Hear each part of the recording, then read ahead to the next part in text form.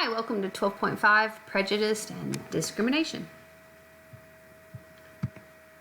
We're going to start out with prejudice. It's not liking someone because they're associated with a different group than you. Try to keep this as PC as possible. You could be prejudiced against Yankees when you were raised in the South, or you could be prejudiced against Southerners because you were raised in the North. That's all I got. Stereotype. It's having a belief or assumption about someone. So it makes me so angry. So I was raised deep in the South. I'm from North Carolina. And I hate when I watch Bill Maher and he's out interviewing people in like Alabama. And I swear he like goes to the nastiest places possible and finds the people that don't have any teeth. And he stereotypes Southerners as being stupid. It makes me angry. So, that's stereotype. Discrimination. Discrimination, let me move my little video thing so you can see. There we go. Discrimination, this is when you combine your stereotypes and your prejudice and you have negative thoughts about someone. These negative thoughts could be for any reason. And these are the reasons. Let me move my video. There we go.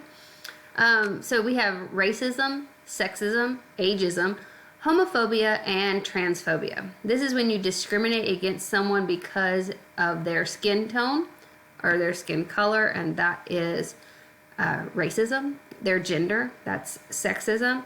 Their age, that's ageism. Or their sexual orientation, that's homophobia and transphobia. I'm not even going to get into those. It's pretty self-explanatory. Oops. So why do these exist? They exist because people are either taught this way. This is called social learning. It's the way they were raised. Their parents taught them that. Or it's their group thinks this way and they conform to that thinking. This is you just adopt your group's thoughts or their mentality. Yep, that's that.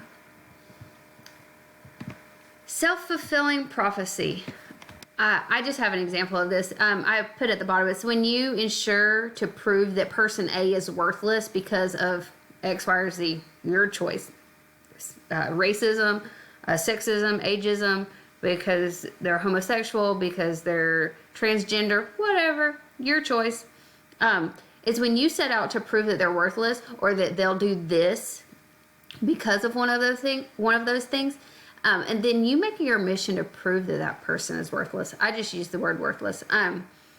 The example from your book is a manager hired a homosexual employee, and he had already had stereotypes and prejudice against homosexual people, and so that boss made it his mission to prove that they act that way or that their work is going to be subpar compared to heterosexual people. And so when that boss treats that employee differently and treats them poorly, like who wants to work for somebody that treats them poorly? So they quit,